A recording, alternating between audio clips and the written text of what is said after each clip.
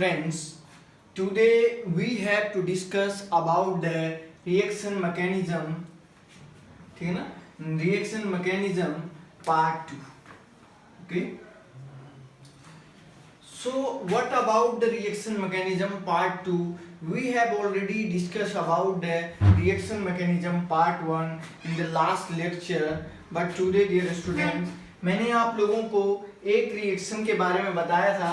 कोई भी reaction start होने से पहले या before starting the reaction mechanism, how to provide, how to calculate, how to know the different type of the step of the reaction mechanism. Okay, तो बेटा एक बेसिक बात मैं आप लोगों को बता देता हूं. फॉर रिएक्शन देखिए, substrate plus reagent when react with each other in presence of the solvent. Okay, solvent की प्रेजेंट में जब रिएक्शन मैकेनिज्म रिएक्शन होती है बच्चों, बीच में एक इंटरमीडिएट बनता है. मैंने आपको बताया था इंटरमीडिएट इसको बोलते हैं. ये इंटरमीडिएट एक रिएक्शन इंटरमीडिएट के नाम से इसको जानते हैं.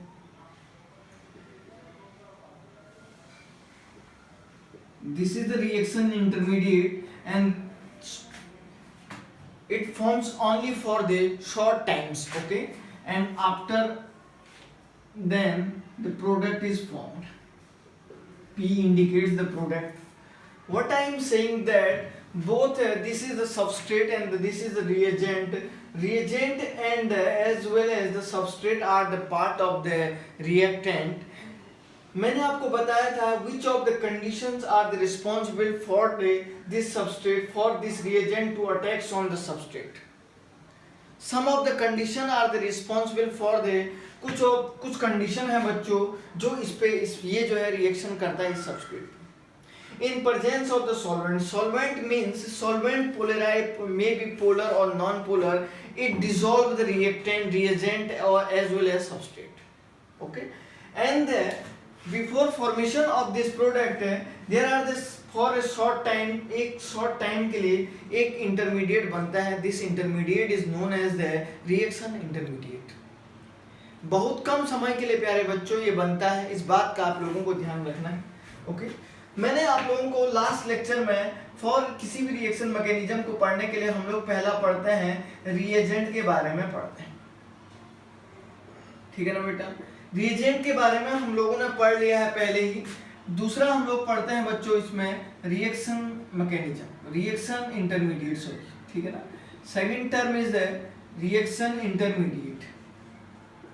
Are you getting my point? And the third one is the solvent.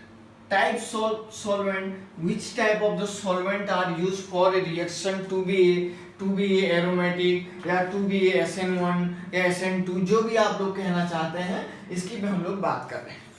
ठीक है ना बेटा, बहुत सिंपल टाइप की बात मैं आपको बता रहा हूँ कि किसी भी रिएक्शन को होने के लिए बच्चों we have to discuss about the three types of the three steps.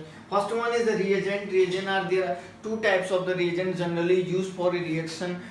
होने के लिए जो है कोई भी रिएक्शन होने के लिए जो है हमारे पास दो टाइप के रिएजेंट यूज होते हैं. मैंने पहले पढ़ा दिया है, इससे पहले वाले लेक्चर में आप देख सकते हैं.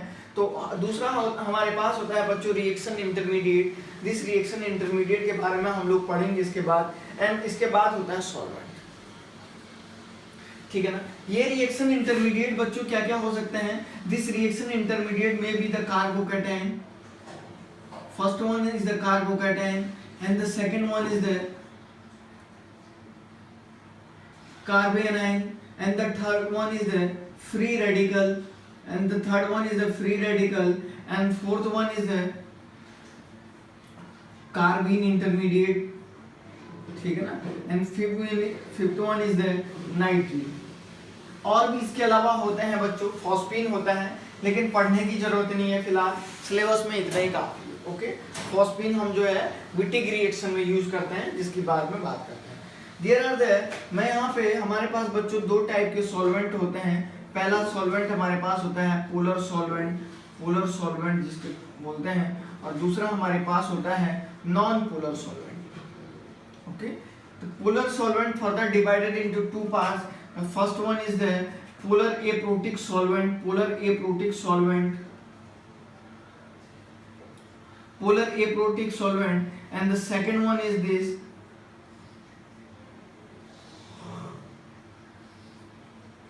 polar protic solvent. ठीक है ना बेटा, पोलर प्रोटिक और polar protic and polar aprotic के बारे में हम लोग वहां पे आगे जब इसके बारे में डिस्कस करेंगे, then I will tell about the what is the what types of the reagent are the polar protic and the polar aprotic solvent. Are you getting my point? This is the very important for your examinations. Okay, so no problem. So let's start the reaction intermediate. Okay, what is the reaction intermediate? इसके बारे में बच्चों हम लोग पढ़ते हैं, ठीक है. Now let's start the reaction intermediate. What is the meaning of the reaction intermediate? What are the reaction intermediate? How to define the reaction intermediate? Different type of the question are in your mind. That क्या होते हैं reaction intermediate, कैसे इसको बनाते हैं, ये सब चीजें हम लोग पढ़ते हैं. बेटा मैंने आप लोगों को एक बात बताया था कि कोई भी रिएक्शन होने से पहले, कोई भी रिएक्शन को होने से पहले या किसी भी रिएक्शन को प्रोडक्ट में कन्वर्ट होने से पहले या before formation of the product हम लोगों के पास एक इंटरमीडिएट बनता है फॉर ए शॉर्ट टाइम. उस इंटरमीडिएट एक प्रोडक्ट हम लोग बोलते हैं, उस प्रोडक्ट का जो है कोई ज़्यादा टाइम तक वो नहीं बन पाता है. Only 10 to the power minus 4 to 10 to the power minus 7 या 8 सेकेंड इनवर्स टाइम के, sorry 10 to the power minus 4 to 10 to the power minus 10 second time के लिए वो बनता है और उसके बाद देन वो प्रोडक्ट में कन्वर्ट हो जाता है. ठीक है ना बेटा. वो इंटरमीडिएट ही जो है, अगर वो इंटरमीडिएट जो है स्टेबल होता है तो हम बोलेंगे तो that reaction will be the faster. वो रिएक्शन फास्ट होती है. जिस रिएक्शन का इंटरमीडिएट जितना फास्टर होगा, जितना स्टेबल होगा बच्चों, वो रिएक्शन उतनी ही ज्यादा फास्ट होती है. Are you getting my point? Okay, so let start the reaction intermediate. The first one is the carbocation. Okay, what is the carbocation? देखिए बच्चों,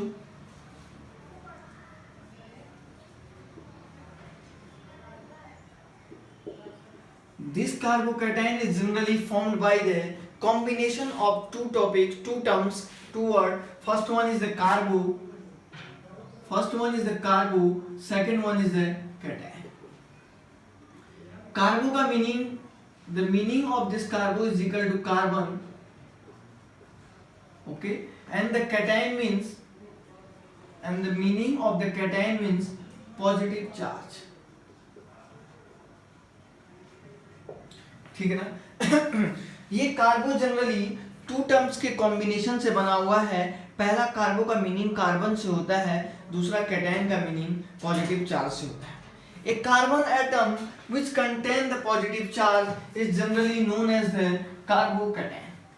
ओके, द कार्बन एटम, मैं लिख रहा हूं बेटा यहां पे देखिए, the carbon atom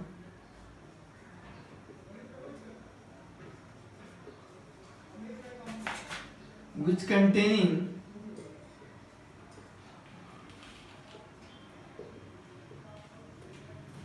containing the positive charge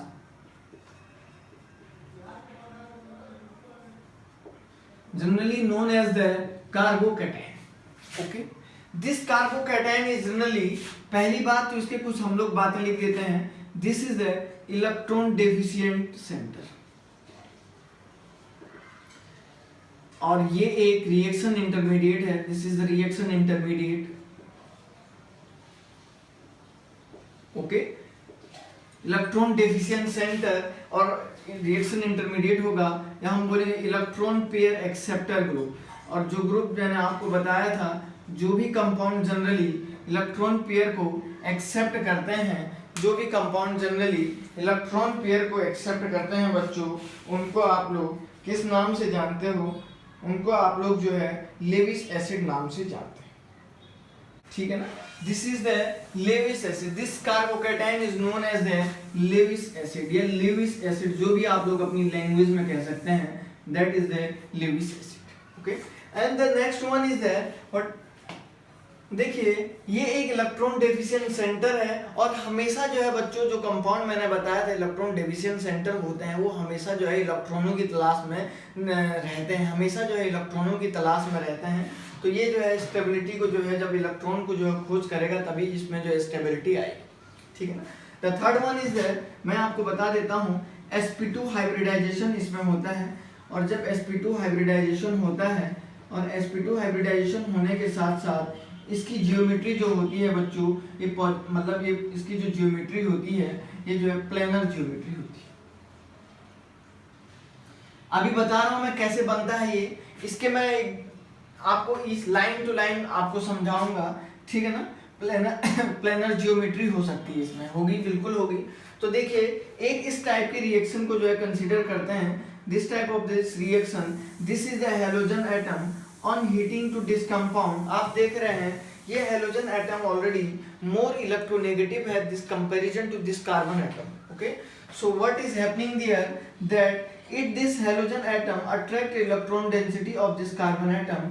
ये halogen atom जो है more electronegative nature होने की वजह से, ये halogen atom का more electronegative nature होने की वजह से इलेक्ट्रॉन डेंसिटी को अपनी तरफ खींच लेता है। ये इलेक्ट्रॉन डेंसिटी को, किसकी इलेक्ट्रॉन डेंसिटी को, कार्बन की तरफ से जो इलेक्ट्रॉन डेंसिटी होती है बच्चों, ये अपनी तरफ खींच लेगा, और जैसे ही अपनी तरफ खींचेगा इस पे एक पॉजिटिव चार्ज आ जाएगा और ये X माइनस सेपरेट हो जाएगा।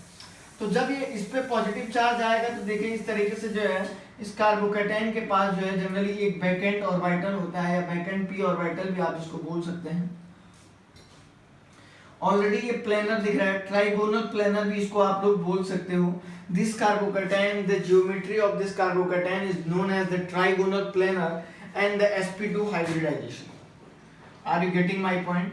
और यहाँ पे बच्चों एक पॉजिटिव चार्ज ऑलरेडी जो है, एक पॉजिटिव चार्ज जो है इसमें जनरेट रहता है पहले से एक positive charge, that's why due to this positive charge there will be the vacant p orbital. यहाँ पे एक वैकेंट p ऑर्बिटल होगा, इसके बारे में मैं आपको बता रहा हूँ।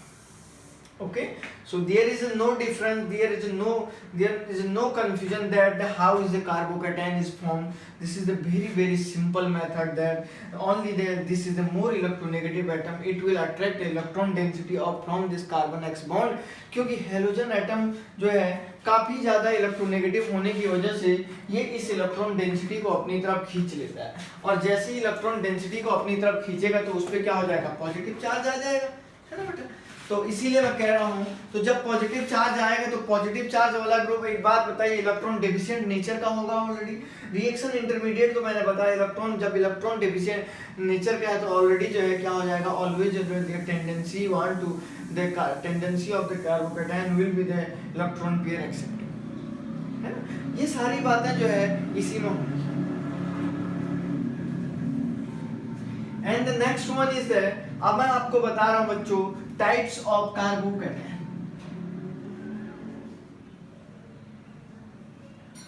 Types of carbocation. Carbocation is generally indicated by C positive charge. So first one is the types of carbocation. The first one is the alkyl carbocation. Alkyl C positive charge. There are the alkyl carbocation का मतलब होता है बच्चों कि alkyl carbocation में हम लोग generally जो कार्बोकैटायन अल्काइल ग्रुप से बने होते हैं, जिनमें अल्काइल, एल्केन ये सारा ग्रुप लगा होता है, that are the alkyl carbocation. Okay, so first one is this type of the carbocation CH2 positive charge. Alkyl में इसका नाम होता है, this is the primary carbocation, this is the primary carbocation, और this named as the 1 degree carbocation. Okay, and the second type of the carbocation is like this, CH of the positive charge are known as the secondary carbocation, और इसको जो है इस नाम से भी जाना जाता है, this is a 2 degree carbocation। and the third one is this type of the carbocation C of the positive charge। okay, and this carbocation is known as the tertiary carbocation, या इसको हम लोग बोलते हैं this is the 3 degree carbocation। Are you getting my point that what I am saying that there are the alkyl carbocation is generally further differentiated into three types of the three types. So first one is the primary carbocation, the second one is the secondary carbocation, and third one is the tertiary carbocation. Are you getting? So there is no difference between the what type of the what are the What type of the carbocation is generally forms? Generally only मैंने आपको बताया the first type of the carbocation is known as alkyl carbocation, and alkyl carbocation are further divided into three parts. First one is the 1 degree carbocation, second 2 degree carbocation, and the third one is the 3 degree carbocation. Okay, so okay. Second type का carbocation हमारे पास जो है conjugated carbocation है. Okay, so there are the different type of the carbocation are present. First one is the बच्चों, पहला type का जो कार्बोकेटाइन होता है CH2 double bond CH2 double bond. This is the allylic carbocation. इसको आप लोग अलाइलिक कार्बोकेटाइन के नाम से जानते हैं. Second one is the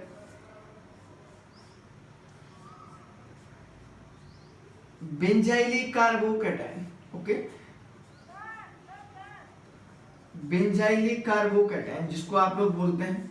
end third type of the carbocation is there are the third type of the carbocation is the aromatic carbocation.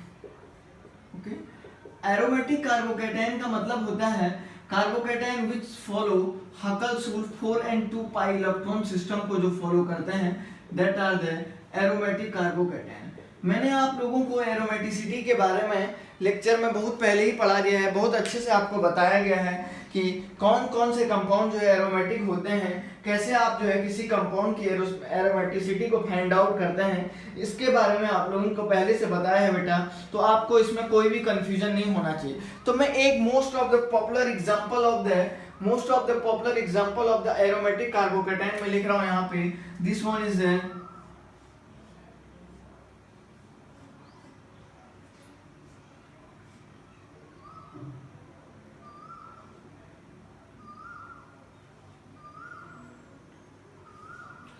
this carbocation is generally known as the tropylium carbocation. tropylium carbocation. Okay, या इसी को बच्चों आप लोग aromatic carbocation के नाम से भी जानते हैं. And the fourth one carbocation is cyclopropyl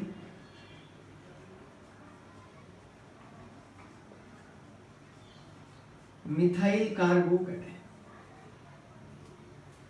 ठीक है ना बेटा. नेक्स्ट टाइप का कार्बोकेटाइन आपके पास क्या है, साइक्लोप्रोपाइल मिथाइल कार्बोकेटाइन. ठीक है ना, मतलब कहने का ये मीनिंग है कि कौन सा कार्बोकेटाइन साइक्लोप्रोपाइल मिथाइल कार्बोकेटाइन में आता है. तो यहाँ पे जरा ध्यान से देखिए, this type of the carbocation is generally known as the cyclopropyl methyl carbocation. ठीक है ना, या ऐसा भी हो सकता है बेटा ये, या इसको आप लोग जो है इसको ऐसे भी बना सकते हैं CH और एक और साइक्लोप्रोपाइल रिंग बना के पॉजिटिव चार्ज लगा दीजिएगा. और एक और अगर बनाना चाहते हैं आप लोग तो C पे 3 रिंग ऐसे बना दीजिएगा.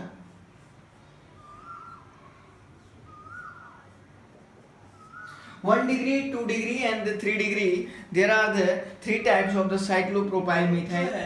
Stability of carbocation के बारे में जानते हैं. Which type of the carbocation are generally more stable? How to find out the stability of the carbocation? You have already know about the carbocation are generally known as the electron deficient centre. एक ऐसा carbocation जो आसानी से electron density को achieve कर लेगा, that carbocation will be faster, more stable comparison to other type of the carbocation. Okay, so what I am saying that if the carbocation जो है मैंने कहा स्टेबल होता है, तो जिनमें स्टेबिलिटी को अगर मेंटेन करना है तो स्टेबिलिटी को मेंटेन करना है, जिसमें ज़्यादा से ज़्यादा इलेक्ट्रॉन डेंसिटी आ जाती है बच्चों, जिसमें फास्टर इलेक्ट्रॉन डेंसिटी आ जाती है, हम कहते हैं वो कार्बोकेटाइन ज़्यादा स्टेबल होता है. ठीक है ना बेटा. तो देखिए सबसे पहले जो स्टेबिलिटी का ऑर्डर हम लोग लिखते हैं, that are the conjugated, that are the cyclopropyl, that are the cyclopropyl methyl carbocation.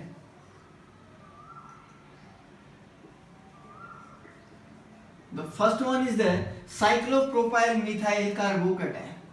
Okay, is the more stable होते हैं, generally more stable than aromatic carbocation. Then aromatic, and then the aromatic के बाद the conjugated carbocation is generally more stable होते हैं. Conjugated के बाद बच्चों आप लोगों को बताया जाता है alkyl carbocation. in case of the alkyl carbocation, in the case of the alkyl carbocation के केस में देखिए जरा ध्यान से, alkyl carbocation केस में there are the three type of the carbocation. This is the second the carbocation and third one is there like this type of the carbocation. Okay, मैंने आपको बताया था stability is only depends on the tendency of the electron density to donating tendency of a group to donate electron density to the backend p orbital of that carbon atom. Okay, are you getting my point? What I am saying that generally the stability is depends on the tendency of the an electron donating group to the backend p orbital of the carbon atom. Okay, किसी भी carbon atom की वो tendency जो आसानी से electron density को जो आसानी से इलेक्ट्रॉन डेंसिटी को अचीव कर लेती है, तो उस पर डिपेंड करती है बेटा, ठीक है ना। अब कैसे डिपेंड करेगी ये बात आपको समझना है कि भाई कैसे वो डिपेंड करेगी, ठीक है ना बेटा। देखिए मैं आपको बता रहा हूँ, देखिए यहाँ पे देखिए तीन जो है इलेक्ट्रॉन को डोनेट करने वाले मिथाइल ग्रुप लगे हुए हैं। There are the 3 methyl group, there are the 2 methyl group and there are the 1 methyl group. Okay, so generally this tendency आप देख रहे हैं इलेक्ट्रॉन डेंसिटी इज द सबसे ज्यादा इसमें डोनेट हो रही है। ये 3 डिग्री कार्बोकेटाइन है, 2 डिग्री कार्बोकेटाइन, ये 1 डिग्री है। तो दिस कार्बोकेटाइन दिस 3 डिग्री में जो है ज्यादा से ज्यादा इसके क्या है इलेक्ट्रॉन डेंसिटी है। या मैं ऐसा भी लिख सकता हूँ stability of this carbocation equal to stability is directly proportional to number of alpha hydrogen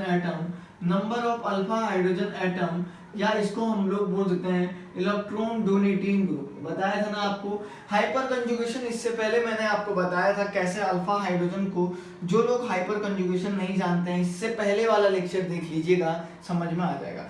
तो आप देख रहे हैं there are the 9 alpha hydrogen atom. So alpha hydrogen atom means electron donating group की टेंडेंसी ज्यादा इसके केस में होगी, फिर इसके केस में होगी, फिर इसके केस में, ठीक है ना बेटा, ठीक है। So that's why the 3 degree carbocation is the more stable than 2 degree and then 1 degree. और आगे की अगर बात करते हैं बच्चों, ये साइक्लोप्रोपाइल एरोमेटिक ये सबसे ज्यादा स्टेबल यही होते हैं, ठीक है ना। तो देखिए साइक्लोप्रोपाइल मिथाइल कार्बोकेटाइन मैंने आपको बताया कि इस टाइप का जो कार्बोकेटाइन होगा that are the more stable होगा than this aromatic carbocation के comparison. This is the aromatic, okay, and this is the more stable होगा, this carbocation is the more stable होगा benzylic carbocation के नाम से जानते हैं, and then the allylic carbocation. This type of carbocation is generally known as the allylic carbocation. Then 3 degree carbocation, then 2 degree carbocation, then 1 degree carbocation, और एक और नाम लिख देते हैं that is the methyl carbocation. लेकिन there are the exception between the 3 degree carbocation and the benzylic carbocation. There are the some of the problem is, कुछ problem है बच्चों, कुछ टाइम लास्ट टाइम पे एग्जामिनेशन में आया था बेंजाइलिक, कभी उसने बोला था एग्जाम में क्या बोला था बच्चा, जरा देखिए क्या एक्सेप्शन इसके केस में आया था। इसका केस कहने को ये बोलता है, उसने बोला कि भाई this 3 degree carbocation more stable होता है बेंजाइलिक के कंपैरिजन, ठीक है ना। ये कब होगा मैं आपको बताता हूं। इफ बेंजाइलिक कार्बोकेटाइन ऐसा लिखा हुआ है और 3 डिग्री कार्बोकेटाइन आपके पास ऐसा है। अगर 3 डिग्री कार्बोकेटाइन में 9 अल्फा हाइड्रोजन एटम है, 9 alpha hydrogen atom is the maximum limit of alpha hydrogen. Okay, सबसे ज्यादा लिमिट कितनी होती है 9। तो जब पूरे के पूरे 9 अल्फा हाइड्रोजन एटम होंगे बच्चों, आप लोग बोलोगे this 3 degree carbocation is more stable होता है benzylic carbocation. And the second one case is like this, if the benzylic carbocation is this तरीके से, इस तरीके से बना हुआ है बच्चों, और आप कहेंगे ये भी तो प्यारे बच्चों एक जो है 3 डिग्री कार्बोकेटाइन। बेटा समझ में आ रहा ना सभी लोगों को। यहाँ पे देखिएगा, यहाँ पे 8 अल्फा हाइड्रोजन एटम, अगर 8-9 से कम अगर अल्फा हाइड्रोजन एटम 3 डिग्री में आपको मिलते हैं, आप सीधे के सीधे आंख बंद करके बोलेंगे कि sir this type of the benzylic carbocation at this condition पे क्या हो जाएगा, मोर स्टेबल हो जाएगा। This is a very very important. समझ में आ गया होगा आप लोगों को, कोई दिक्कत तो नहीं है ना, ठीक है ना।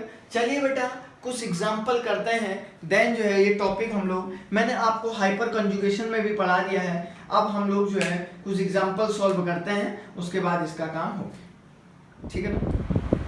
There are the one question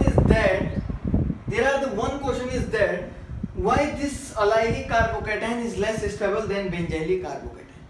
प्यारे बच्चों, आप देख रहे हैं इस बेंजाइलिक कार्बोकेटाइन के ज्यादा से ज्यादा इसमें कंजुगेशन होता है, इसके रेजोनेटिंग स्ट्रक्चर ज्यादा बनते हैं और इसका रेजोनेटिंग स्ट्रक्चर बहुत कम बनेंगे, एक ही तो डबल बॉन्ड है, तो जितना ज्यादा इसमें कंजुगेशन होगा उतना ही ज्यादा इसमें क्या हो जाएगा बेटा, स्टेबिलिटी हो जाएगी। समझ में आई बात? दूसरी बात मैंने आपको बताया कि ये एरोमेटिक कार्बोकेटाइन जो है, ये एरोमेटिक कार्बोकेटाइन जो है ज्यादा स्टेबल होता है। ये एरोमेटिक कंपाउंड जो है, ये एरोमेटिक कंपाउंड जनरली मैंने आपको बताया था 4n+2 पाई इलेक्ट्रॉन सिस्टम को फॉलो करने वाले कंपाउंड जनरली मोर स्टेबल होते हैं, तो ध्यान रख लीजिएगा। लेकिन क्वेश्चन ये है कि जो साइक्लोप्रोपाइल मिथाइल कार्बोकेटाइन है वो ज्यादा स्टेबल क्यों होता है, इसके बारे में जानिए।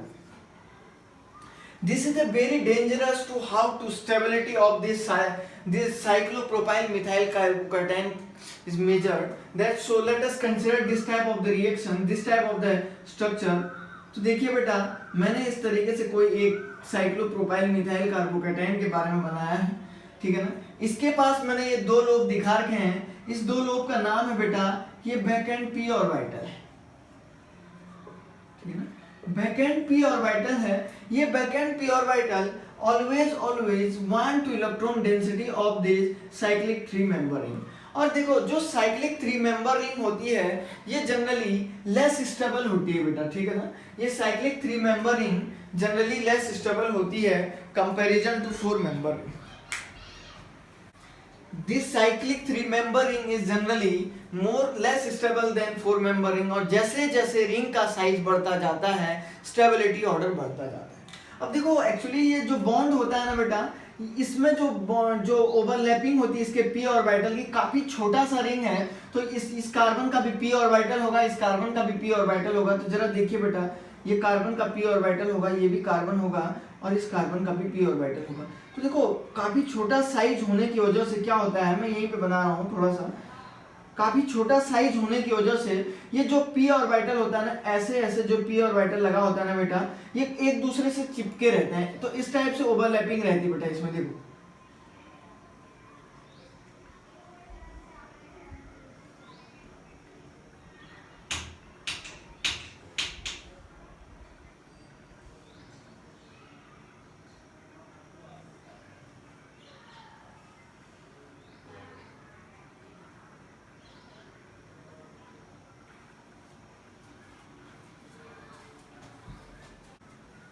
बेटा, इसमें जनरली इस तरीके से ओवरलैपिंग रहती है, ठीक है ना। तो ये ओवरलैपिंग देखिए, ये देखिए काफी ज्यादा क्लोज है ना, देखिए ये p ऑर्बिटल इस तरीके से लगे हुए हैं, देखो एक दूसरे की तरफ। मैं ओनली इस डायग्राम में बेटा एक ही के बारे में आपको बता रहा हूँ, एक ही स्ट्रक्चर के बारे में बता रहा हूँ, बाकी आपको कुछ समझ आना, तीनों जगह से यहाँ पे ऐसी ओवरलैपिंग रहती है। तो क्या होता है, यहाँ पे काफी ज्यादा इलेक्ट्रॉन क्लाउड है, तो ये जो वैकेंट p ऑर्बिटल है, ये वैकेंट p ऑर्बिटल क्या करता है, इस ओवरलैपिंग को तोड़ने की कोशिश करता है। ऑलरेडी ये p ऑर्बिटल का जो बॉन्ड है ये टूटना चाहता है, क्योंकि इसमें स्ट्रेंथ है, इस रिंग में ये टूटना चाहता है बच्चों। तो ये p ऑर्बिटल भी यहाँ से ऑलरेडी जब इलेक्ट्रॉन डेफिशिएंट है, तो जब ये इलेक्ट्रॉन डेफिशिएंट है तो क्या करता है, इसकी इलेक्ट्रॉन डेंसिटी को खींचता है। तो जैसे ही इसकी इलेक्ट्रॉन डेंसिटी को ये खींच लेता है, तो ये वाला जो कार्बन कार्बन बॉन्ड है ये टूट जाता है। समझ, ऐसी ओवरलैपिंग इसको बोलते हैं, बनाना बॉन्ड बोलते हैं इसको, समझ रहे हैं ना। इस टाइप की जो बॉन्डिंग होती है जनरली, एक तरीके से इसका नाम भी हम लोग बनाना बॉन्ड भी बोल सकते हैं इसको, चाहे तो कोई दिक्कत नहीं है, ठीक है ना बेटा। तो देखिए क्या होता है, ये इसकी इलेक्ट्रॉन डेंसिटी को ये खींचना चाहता है, और जैसे ही ये इसको खींच लेगा बेटा, तो देखिए ऐसा कुछ हो जाता है,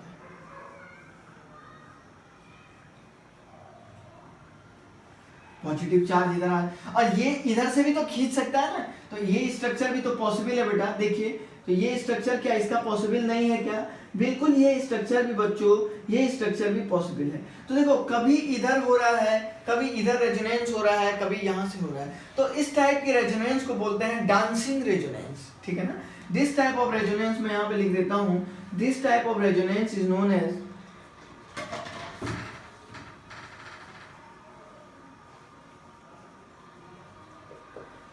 इसको किस नाम से जानते हैं बच्चों, this is the dancing resonance.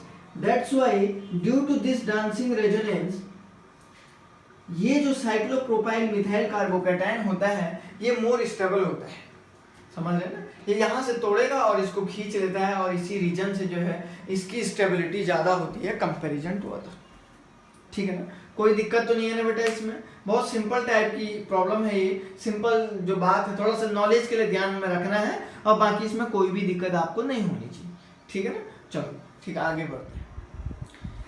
इसके कुछ एग्जाम्पल के बारे में पढ़ते हैं। देखिए सबसे पहले ऑर्डर ऑफ स्टेबिलिटी आपको फाइंड आउट करने को बोलेगा।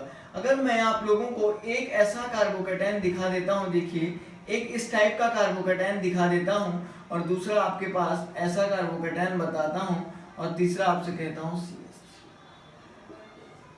ये देखिएगा बेटा इस कार्बोकेटाइन के रिस्पेक्ट में 9 अल्फा हाइड्रोजन एटम है। इस कार्बोकेटाइन के रिस्पेक्ट में देखो बेटा कितने अल्फा हाइड्रोजन एटम है, 5 अल्फा हाइड्रोजन एटम है और ये methyl. That's why this type of the carbocation is the most. ये समझ में आना चाहिए, हाइपर कंजुगेशन पढ़ लीजिएगा समझ में आ जाएगा। ठीक है ना, ज्यादा नहीं बता रहा हूँ। Second example is like this is the allylic carbocation और दूसरा एक और एग्जांपल हमारे पास है इस टाइप के अलाइलिक कार्बोकेटाइन का। तो देखो बच्चों इस दोनों अलाइलिक कार्बोकेटाइन में सेकंड वाला कार्बोकेटाइन ज्यादा स्टेबल है। क्यों है बच्चा? क्योंकि इसमें डबल रेजोनेंस हो रहा है। That's why due to this reason this is the more stable. ज्यादा रेजोनेंस होने की वजह से ये वाला कार्बोकेटाइन जो है ज्यादा स्टेबल है। एक कार्बोकेटाइन मैंने ऐसा बनाया, दूसरा कार्बोकेटाइन आपके सामने ही ऐसा बना के रख दिया है। इन दोनों में स्टेबिलिटी की अगर बात करते हैं बच्चों, देखो ये रेजोनेंस तो दोनों में एक एक हो ही रहा है, लेकिन इस कार्बोकेटाइन के रिस्पेक्ट में यहाँ पे 3 अल्फा हाइड्रोजन एटम एक्स्ट्रा है। तो due to this reason this first one carbocation is more stable हो जाएगा कंपैरिजन टू सेकंड कार्बोकेटाइन, है ना। ये ध्यान रखना है आप लोगों को। ये बहुत सिंपल टाइप की प्रॉब्लम मैं आपको बेसिक एग्जांपल देके समझा रहा हूँ। चौथा अगर आपके पास बेटा ऐसा आता है, देखिए कुछ ऐसा अगर आता है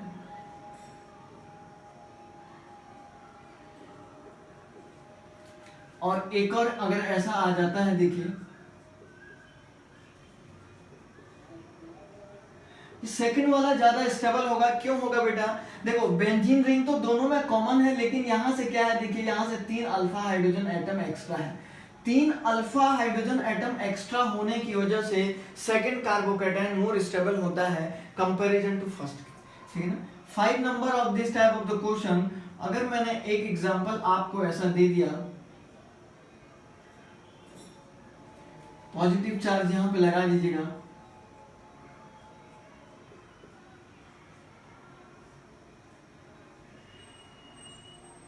और एक और ऐसा दे दिया,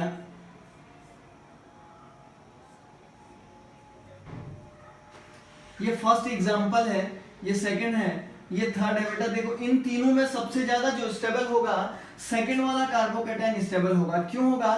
देखिए बेंजाइलिक में ऑलरेडी जब सबसे ज्यादा रेजोनेंस है, तो बेंजाइलिक कार्बोकेटाइन में जब सबसे ज्यादा रेजोनेंस है आप लोग कह रहे हैं, तो हम बोलेंगे कि भाई जो है सेकंड वाला सबसे ज्यादा स्टेबल होगा। फिर इन दोनों में अगर बात करते हैं तो बेंजीन वाला ज्यादा स्टेबल होगा, ठीक है ना, फर्स्ट वाला ज्यादा स्टेबल होगा, देन थर्ड। ठीक है ना। एक और एग्जांपल देखो बेटा, जो लास्ट टाइम एग्जामिनेशन में आया हुआ था, इस टाइप की प्रॉब्लम आपसे पूछा जाता है। CH2 positive charge,